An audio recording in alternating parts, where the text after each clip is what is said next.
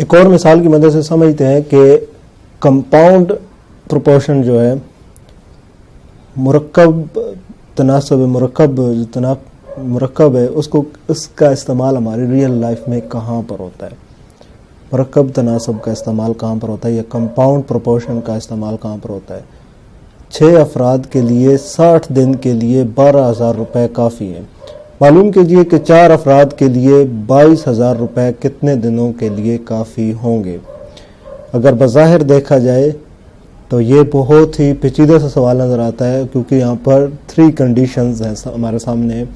तो मैथ हमारे लिए बहुत ही आसानी करती है, इस तरह के मामलात को हमारे लिए बहुत ही आसान करके हमें पेश करती है, और हम मैथ का इस्तेमाल करते हुए इन चीज़ों को आसानी से हल कर लेते हैं, जान लेते हैं।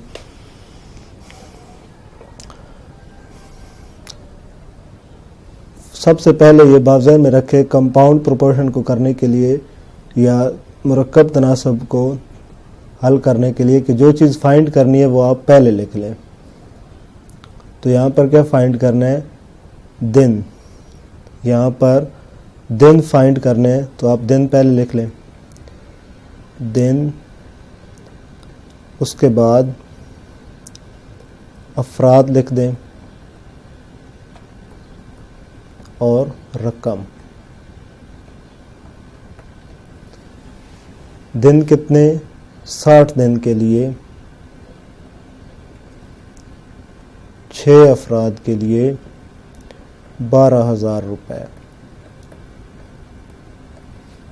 अब क्या फाइंड करना है, दिन। कितने अफराद के लिए, 4 अफराद के लिए, रकम कितनी है, 22,000।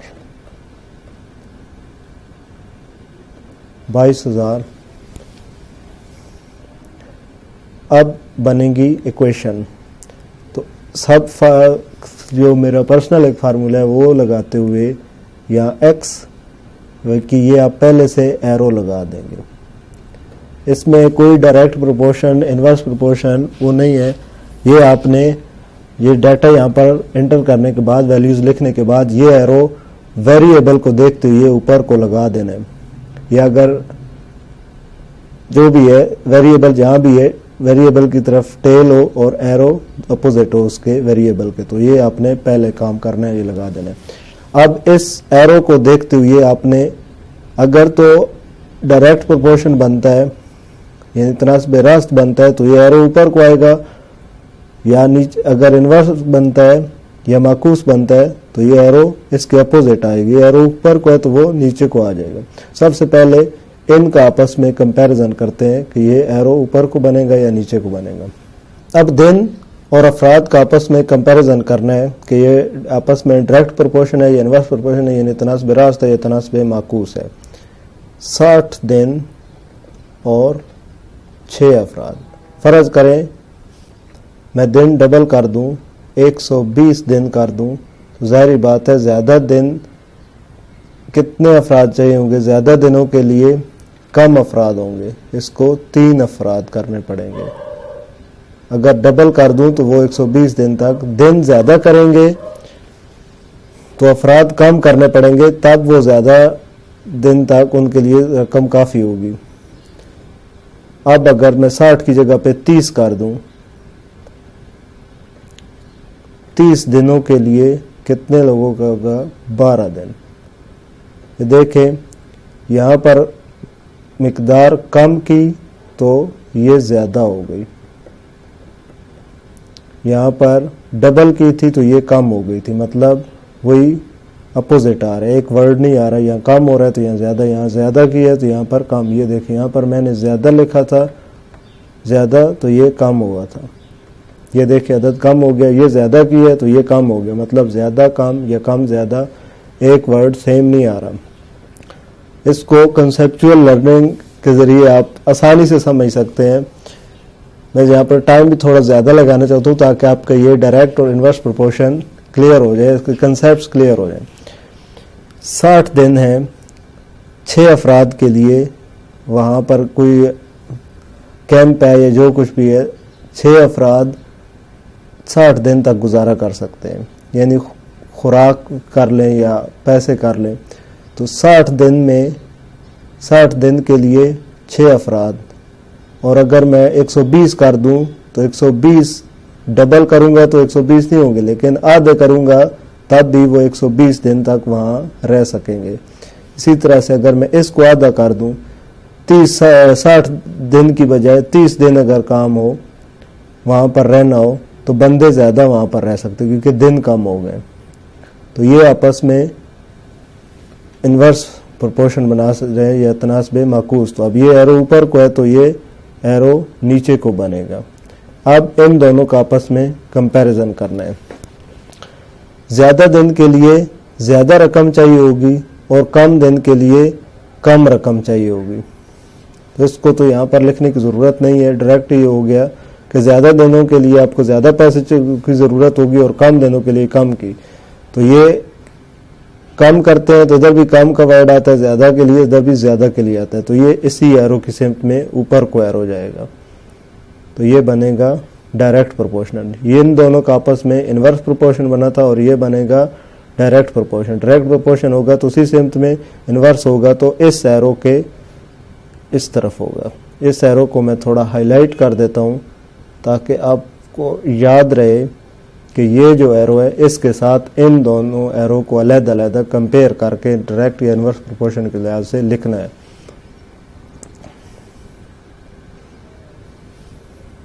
अब इस सवाल को क्लियर कर देते हैं।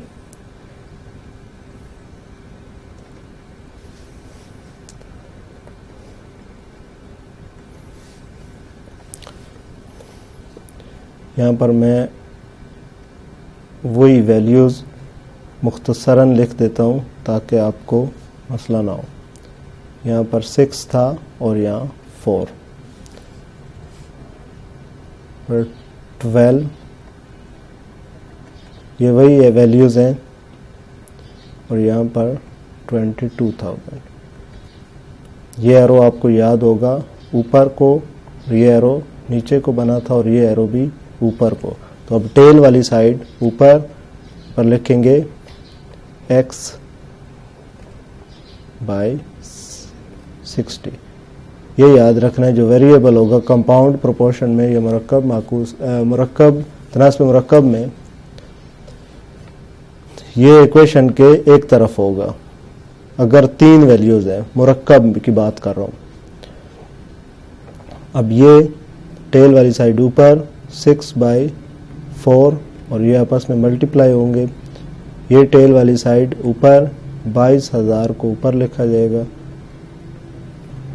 और 12,000 को नीचे वाली साइड। ये याद रखें, ये टेल वाली साइड का फिगर जो होगा ये ऊपर आएगा। ये देखिए टेल वाली साइड थी तो ये ऊपर आ गया था 6 और दूसरा नीचे।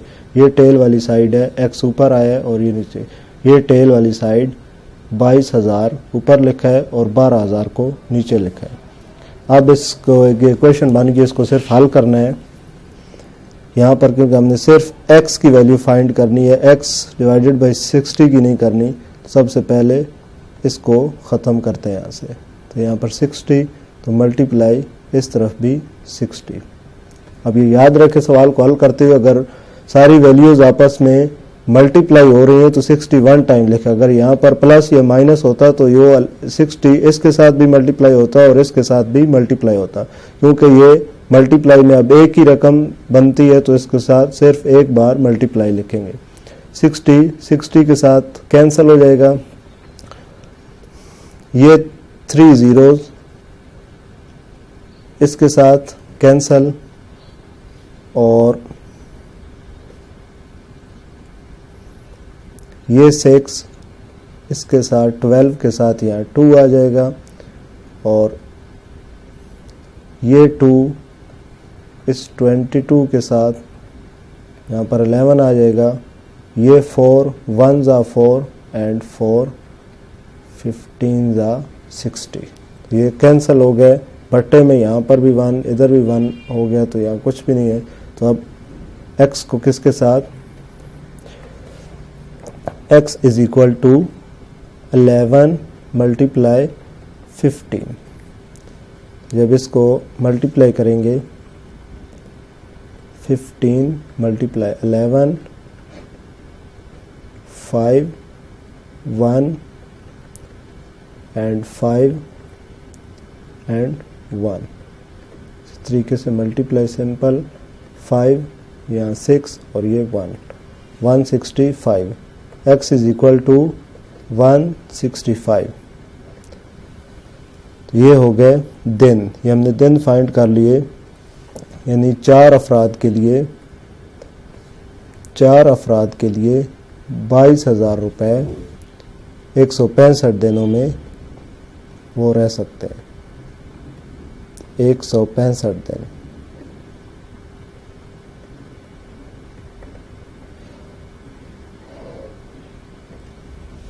और सवाल की वजह से कंपाउंड प्रोपोर्शन या तनास्ब मुरक्कब जो है उसको समझने की कोशिश करते हैं। अगर 16 मामार 8 मीटर ऊंची दीवार को 10 दिनों में मुकम्मल करते हैं तो बताइए 124 मीटर ऊंची दीवार को 5 दिनों में मुकम्मल करने के लिए कितने मामार दरकार होंगे। इसमें भी 3 कंडीशंस है। तो मुरक्कब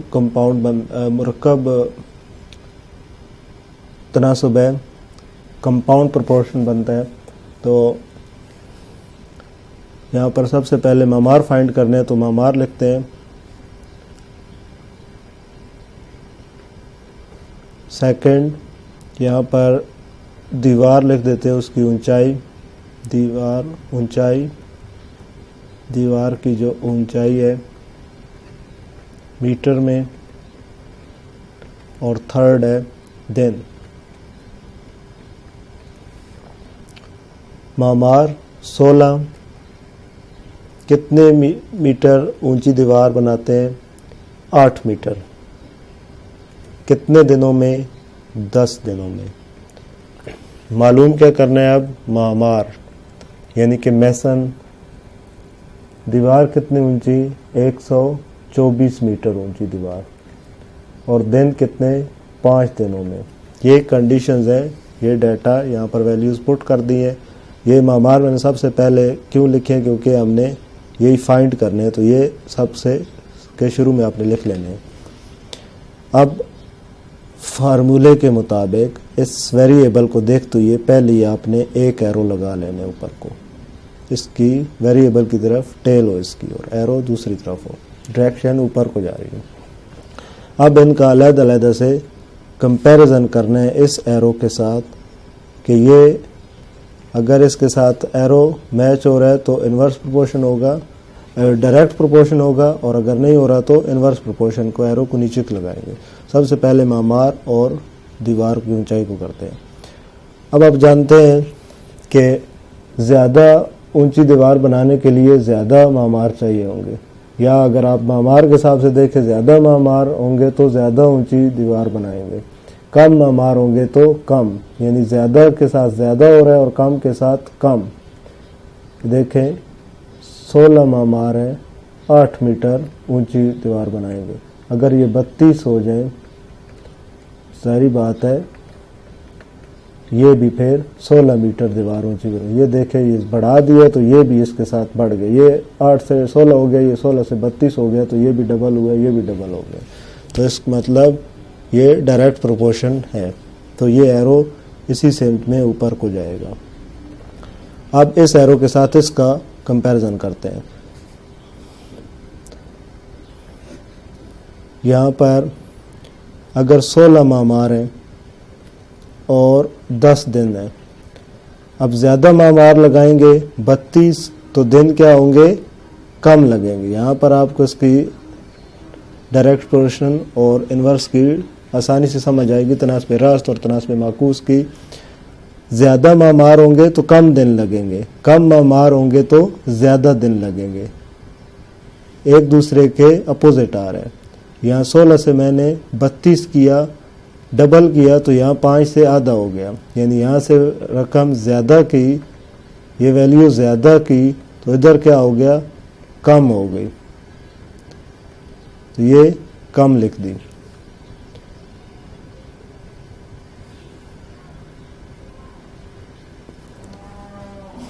अब ये देखें ज़्यादा और कम, इसका मतलब है कि ये इन्वर्स प्रोपोर्शन है।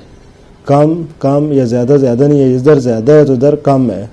तो ये डायरेक्शन ये ऊपर को एरो जा रहा है तो ये एरो नीचे को बनेगा। ये डाटा लिख लिया। अब इस सवाल को हल करना है। सिंपल एक इक्वेशन बन गई है। अब इसको सिर्फ ये आप इक्वेशन को हल करेंगे तो आंसर हम हासिल कर लेंगे।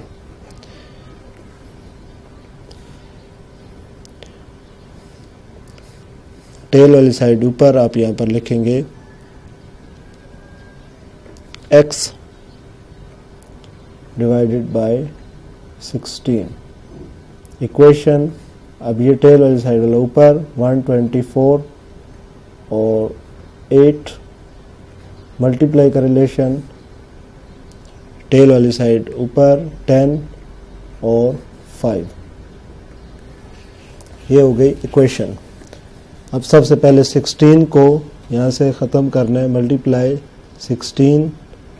अब ये भी मल्टीप्लाई हो रहे हैं तो सिर्फ एक बारी 16 लिखेंगे। ये 16 इस 16 के साथ cancel,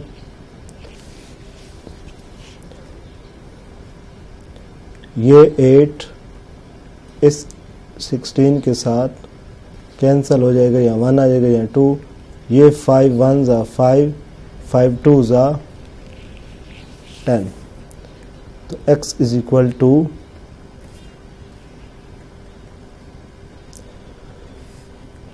x is equal to 124 multiply 2 multiply 2। तो इसको यहाँ पर कर लें, आप मल्टीप्लाई कर लें। 124 को मल्टीप्लाई सबसे पहले 2 कर लेते हैं, 8 4 एंड 2।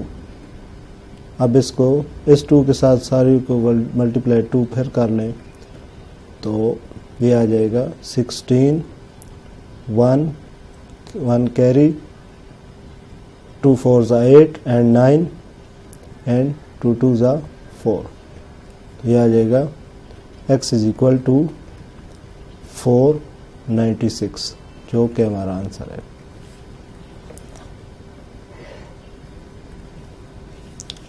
अब आप बता सकते हैं कि 124 मीटर ऊंची दीवार को 5 दिनों में 496 मामार या मैसन मुकम्मल करेंगे।